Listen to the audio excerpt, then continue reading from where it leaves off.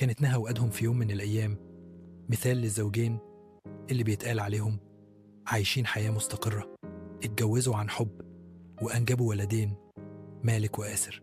كانت حياتهم شكلها من بره مثالي، لكن الحقيقة جوه البيت كانت نار بتهد الحيطان.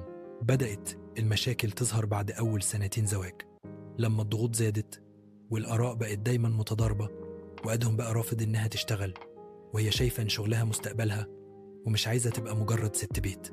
الخناقات كان بتوصل للشتايم، والشتايم بقت صوتها بيطلع للشارع، وكل مرة الولاد قاعدين بيعيطوا في الأوضة التانية مش فاهمين غير إن صوت باب بيتقفل، واحد بيصرخ واحد بيعيط.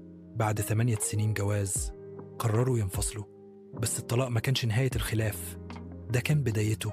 دخلوا في دوامة محاكم، حضانة الولاد، النفقة، مصاريف المدارس، مواعيد الرؤية. أدهم رفع دعوى إنها بتبعده عن أولاده، وإنها بتقول إنه ما بيدفعش ولا جنيه، وإنه بيستغل الرؤية علشان يأثر عليهم ضدها. الولاد بقوا ضحية المعارك، كل واحد فيهم بيعيش نص حياته في بيت شكل ونص تاني بين المحاكم والاتهامات. مالك بدأ يهرب من المدرسة، قاصر بقى عدواني، بيشتم المدرسين وبيرسم رسومات كلها خناقات وضرب. المدرسة بعتت استدعاء لأهليهم، وكل واحد فيهم رمى اللوم على التاني. وفي جلسة من جلسات المحكمة الولاد اتحطوا في موقف مهين، القاضي بيطلب منهم يختاروا عايزين يعيشوا مع مين. مالك بص للقاضي وقال: أنا مش عايز أعيش مع حد، أنا عايز بيت فيه باب ما بيتقفلش بخناقة، أنا عايز أرجع صغير تاني قبل ما كل ده يحصل.